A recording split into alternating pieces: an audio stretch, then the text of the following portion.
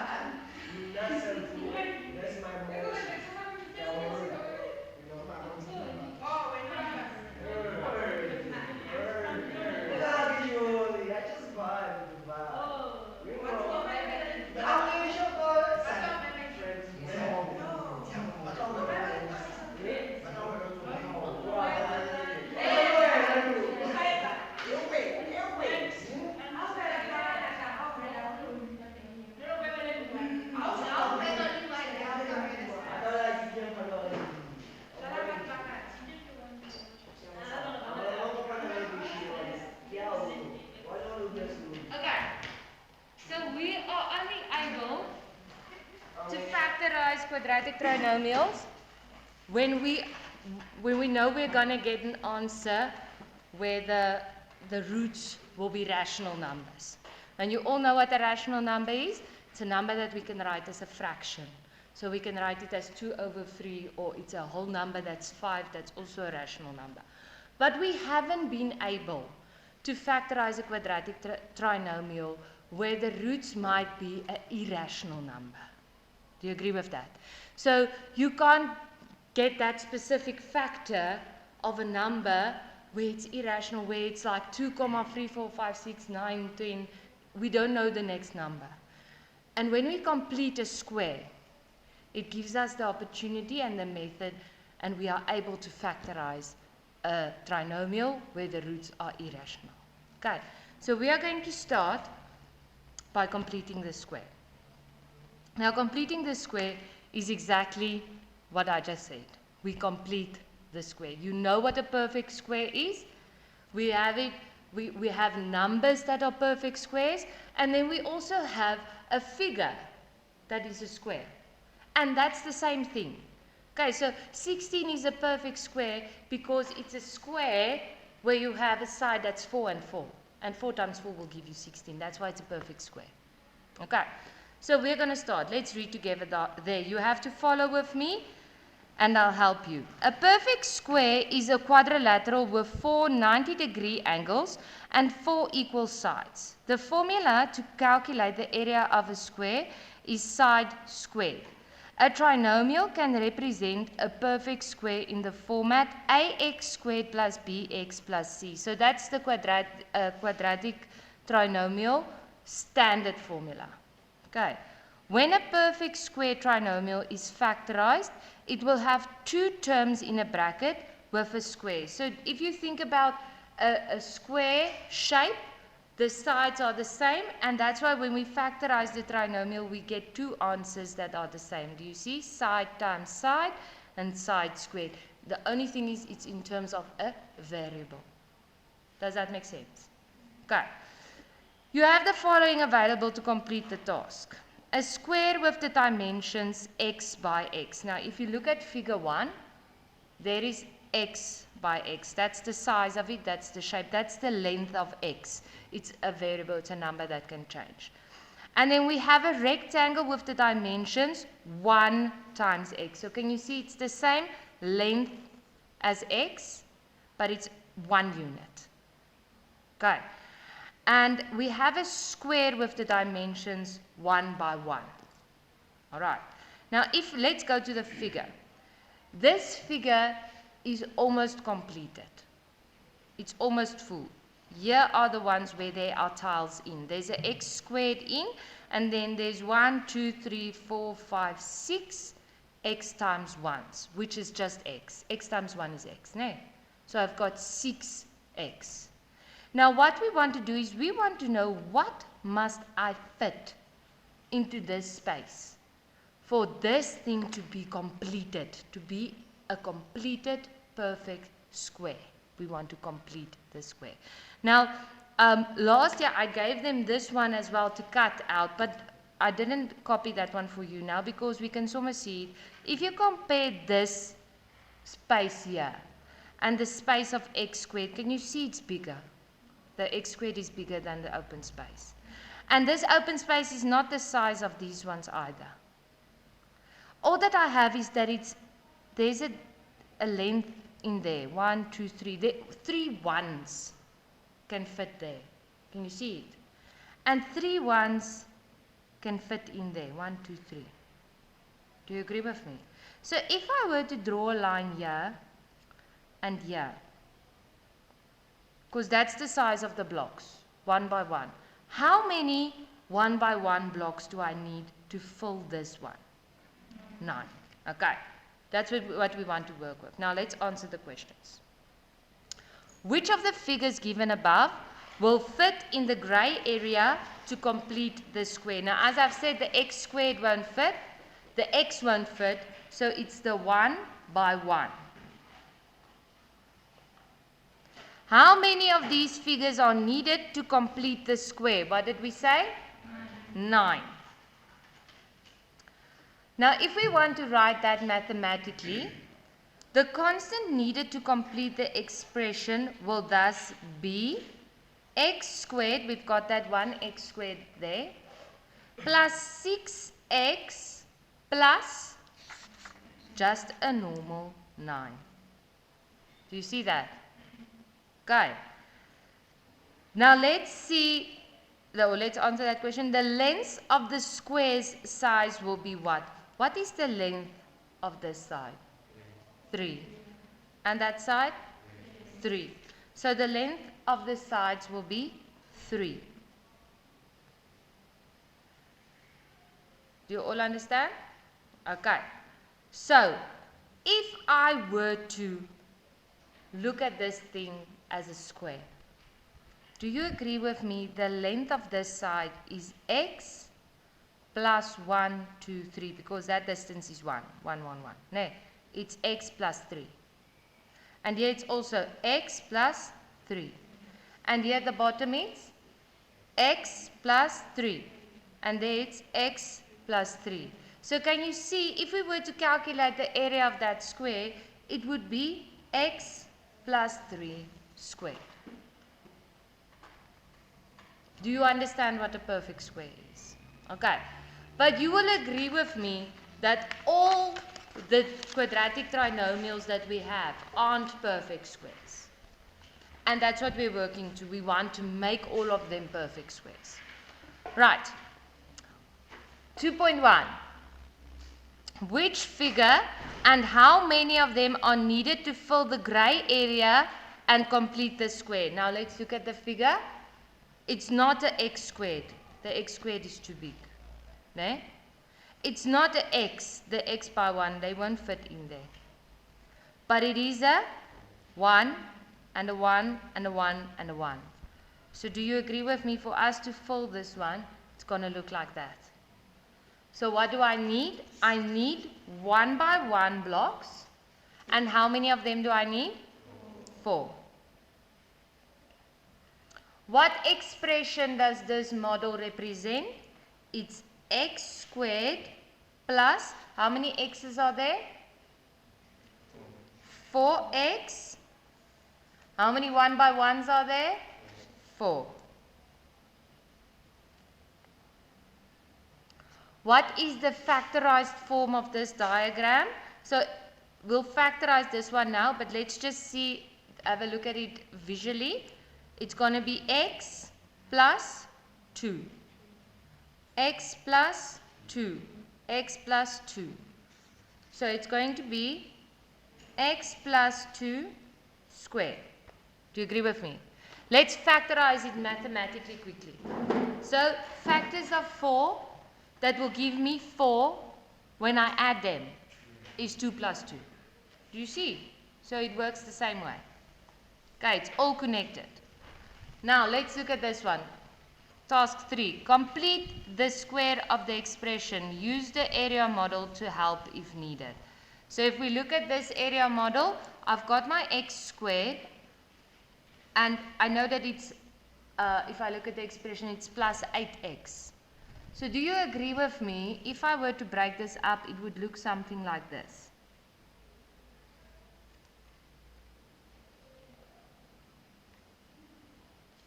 No?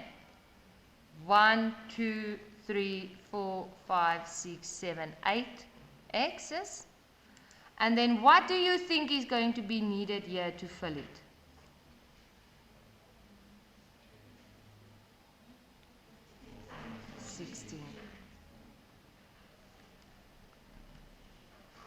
Let's factorize it first mathematically, and then we'll go and have a look at it at the diagram. Okay, factors of 16, that will give me 8 when I add them, 4 and 4. So the factorized form would be x plus 4. Let's check it on the sketch. X plus 1, 2, 3, 4. It works out.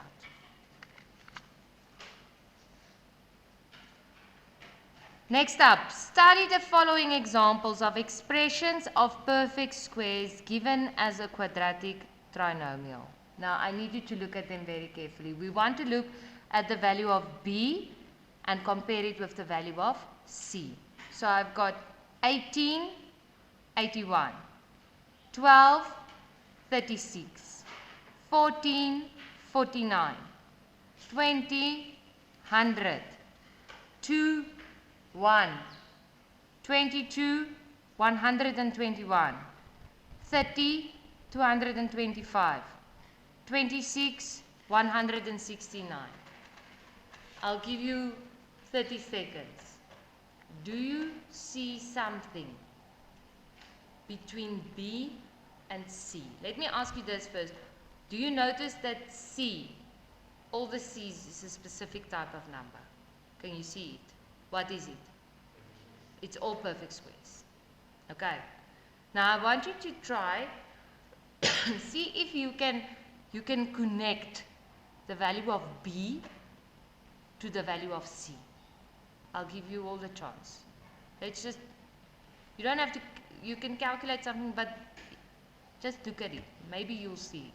And if you see it, just do that so I can see who has it. Okay, you two already have it. The rest of you, see if you can find it.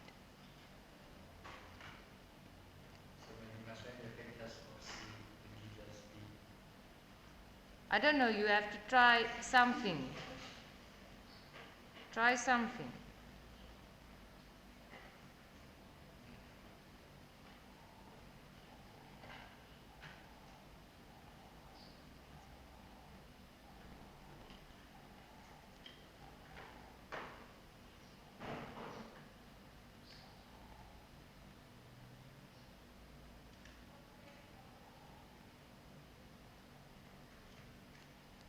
Got it.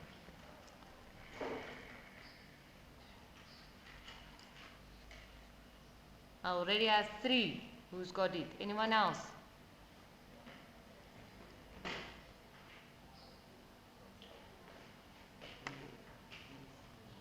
Don't tell them. You're not losing marks, so don't try to find it from somebody else. Just try to figure it out for yourself. If you can figure it out for yourself, it means you're going to remember it forever. And that's what an investigation is. I don't want the answer. No, don't ask me anything.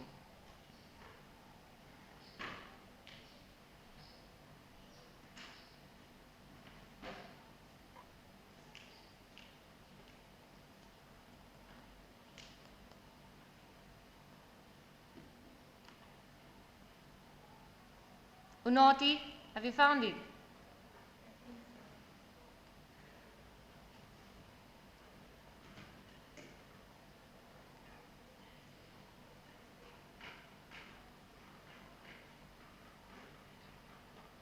Okay, can we ask Tiamu what he saw?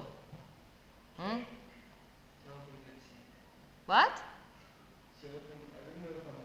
Yeah, try.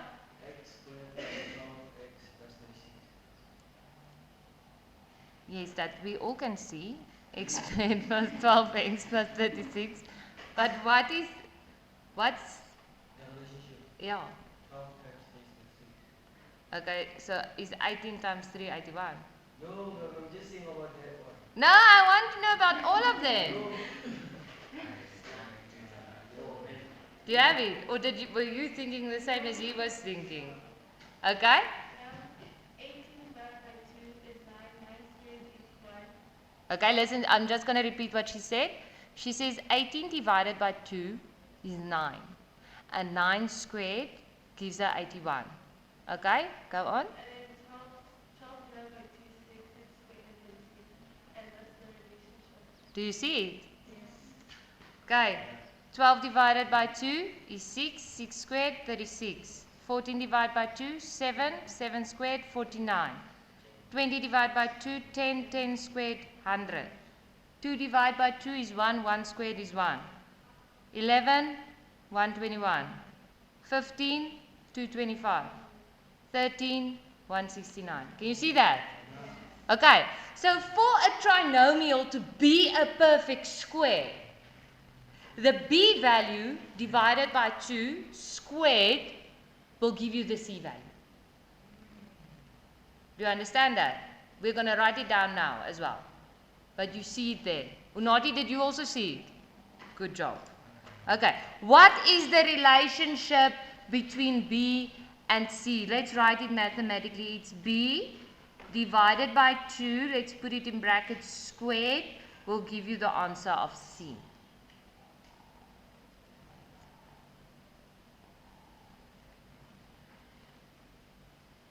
Okay, 3.3.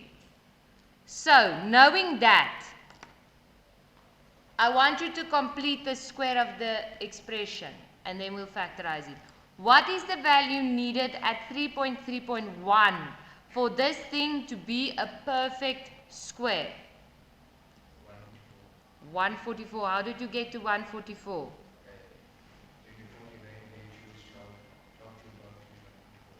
Good job.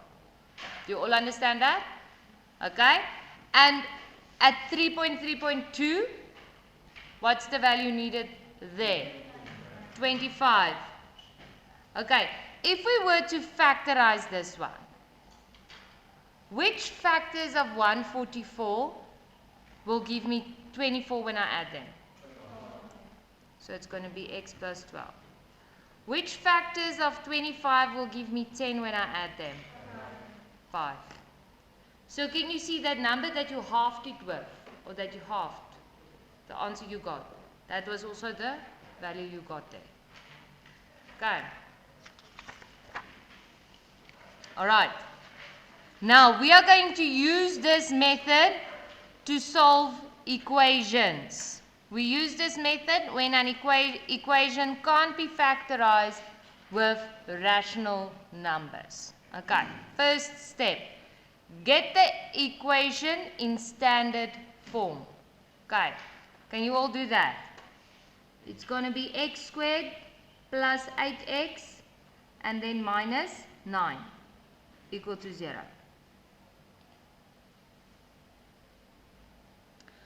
Quickly tell me, is that one right there, is it a perfect square? No, it's not. What should that have been for this to be a perfect square? 16. It should have been 16. Okay. But now we are going to manipulate this thing for it to be partially a perfect square. Okay. You know what we do when we say we're going to manipulate it? We can't change the equation. So if we multiply by 5 at the top, we have to multiply with 5 at the bottom, if there was a fraction. If I add 2, I have to subtract 2. If I multiply with 10, I have to divide with 10. If I square, I have to take the square root as well, or I have to square both sides. You all know that. Okay, so let me explain this to you. Determine and add the constant needed to complete the square. Subtract the same value from the current c value to keep the equation in equilibrium. Do you understand that? So we want to get that special number. We're going to plus it, and then we're also going to minus it. So we're not changing it. We are manipulating it. What did you say? What is that special value? 16. No, it was 4 squared. Do you remember? 16, it's 4 squared. The 4 I got from saying 8 divided by 2. Okay. So I'm going to add 16 here, and then I'm going to subtract 16 there as well. Is everything still making sense? Okay. Now I want you to know. Dames en heren leerders, kan Sadia Rasool asseblief kantoor toe kom? Sadia Rasool. Those 3 terms are now part of the perfect square. Do you agree with me? I can factorize them. Do you remember how we factorized it? It's that one square root, that one sine, that one square root. Close the bracket. So I only factorize those 3.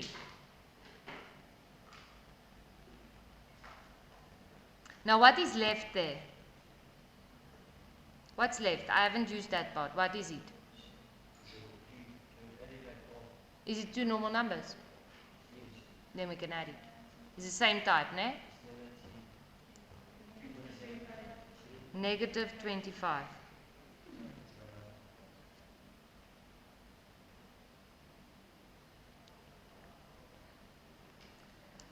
So we say rewrite the first 3 terms, that is now a perfect square, as a plus b squared. That's what we did. And take the simplified constant, that one, to the right hand side. So can we take it to the right hand side? Okay. So I've got x plus 4, close the bracket, squared, equal to 25. It became positive on the other side. Do you agree with me? I haven't added anything that I haven't subtracted. I haven't changed it. Now when we solve this sum, now I just want to tell you that in this specific case we won't get an irrational number. I took nice numbers just for us to get used to the method. Okay. So the next step says take the square root of both sides. So when I do the same thing on both sides, I'm also not changing it, no. So I'm going to take the square root here, and I'm going to take the square root there. What does the square root and a square do to each other? Cancel. So I'll be left with x plus 4. And what is the square root of 25? Look there in brackets and someone highlight it for yourself. And then you tell me again, what is the square root of 25? Plus and minus 5. Ooh, sorry, not with the root there. Plus and minus 5.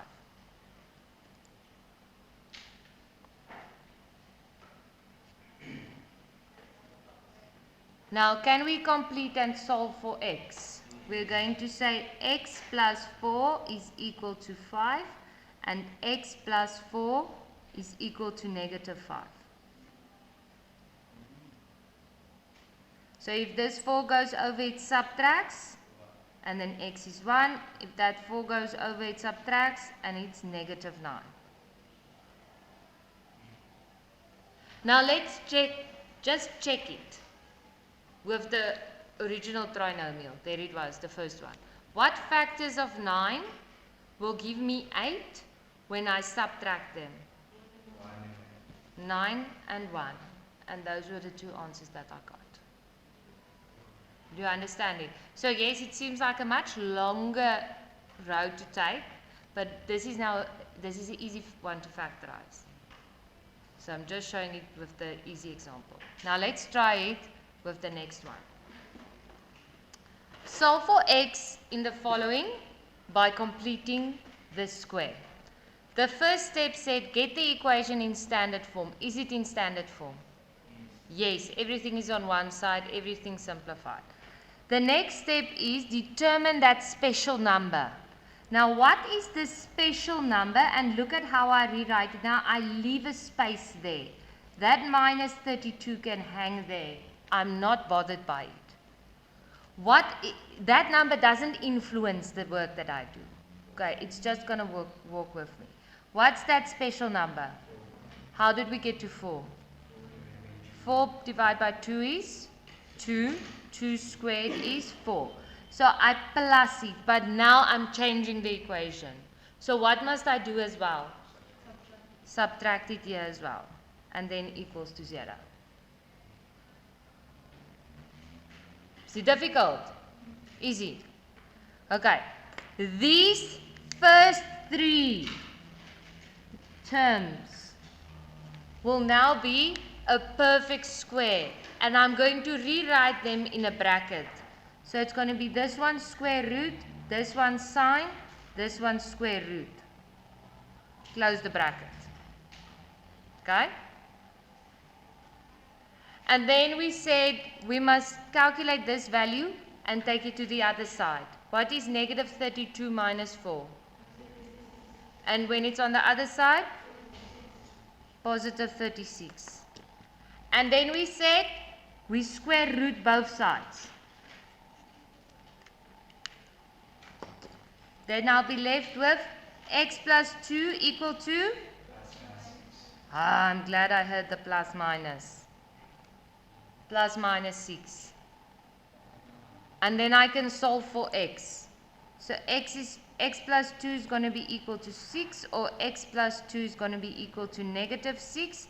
X is equal to 4, or x is equal to 8.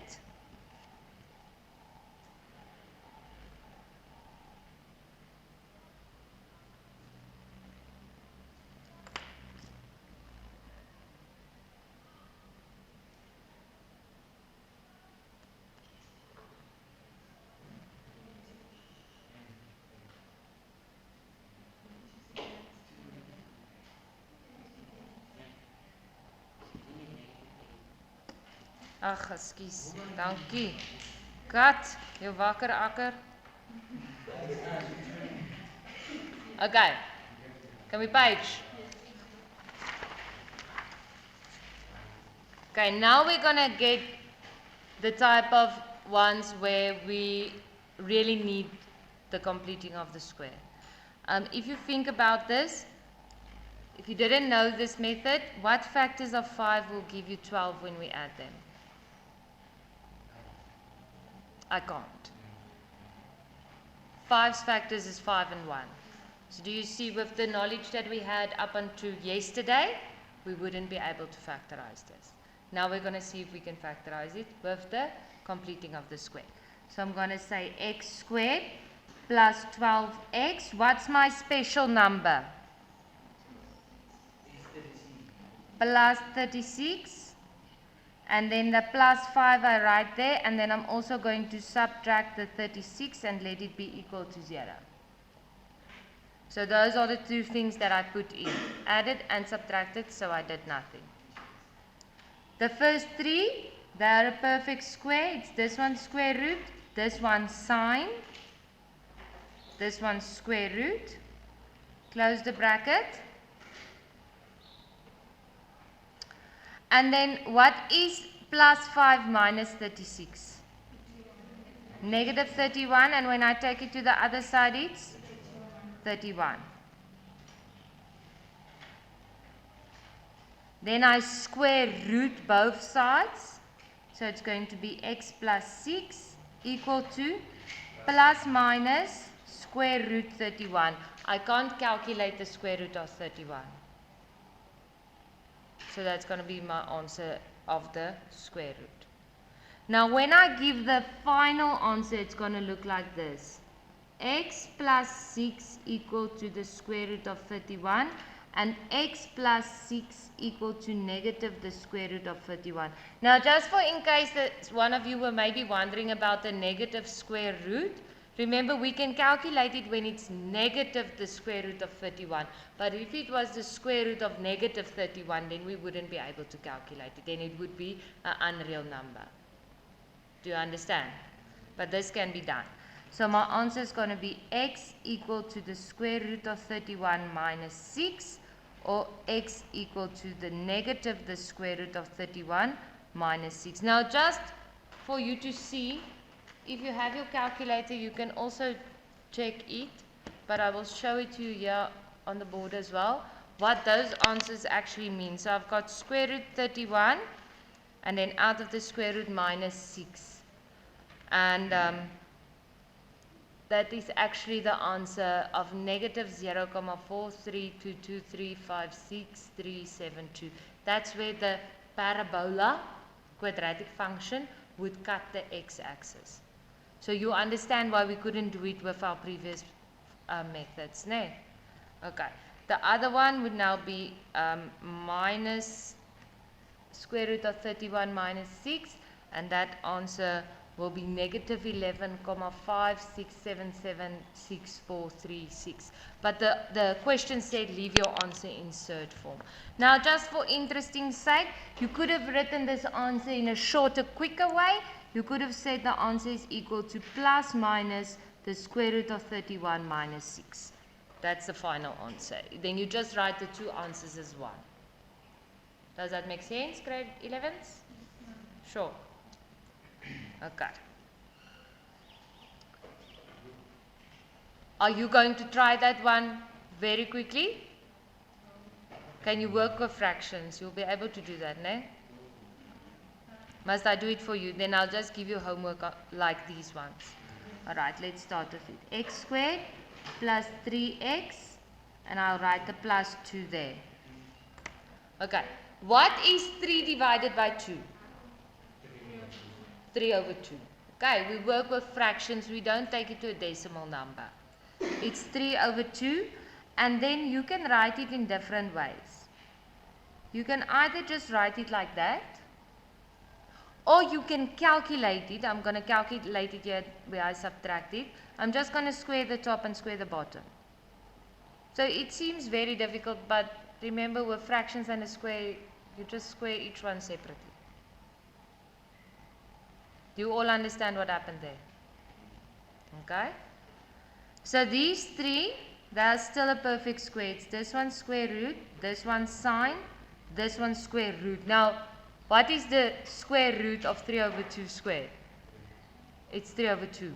Okay, so you're never going to end up with irrational numbers here, because you yourself, you are squaring it, and then you are taking the square root. So that answer is just going to be 3 over 2, because that square root and the square would just cancel each other out. You all understand? And if you struggle with that, you can use your calculator. 2 minus 9 over 4. Okay, I think that is a half. Negative a half. A quarter. 2 minus 9 over 4 would be negative a quarter. And when I take it to the other side, it's just a positive quarter. And then I take the square root on both sides. So I've got x plus 3 over 2 equal to, what's the square root of a quarter? But you can take the square root of a quarter. What's the square root of 1? What's the square root of 4? 2. So it's plus minus a half. Do you understand? Everyone? Okay? And now I can solve it. X is equal to a half minus 3 over 2. X is equal to negative a half minus 3 over 2. And then I've got my two answers. X is going to be equal to negative 1. Because 1 minus 3 is negative 2, so I've got negative 2 over 2. And that's negative 1. And this one is going to be x equal to negative 2. Negative 1 minus 3 is negative 4 over 2, and therefore it's negative 2. Do you understand that? Is it very hard? No, it's not hard. You just do the same thing, even if there's fractions in between. So tomorrow, we are going to do task 5 together. Task 5 is when we have a coefficient in front of x squared. Okay, so that will just add a step. We don't have to look at that now. What you can do for me for homework, in your textbook,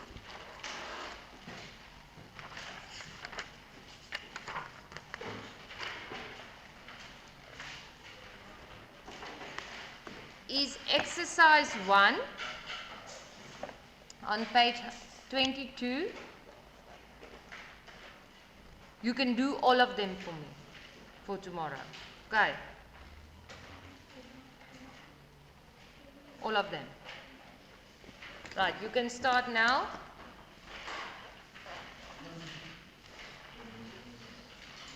Page 22, exercise 1.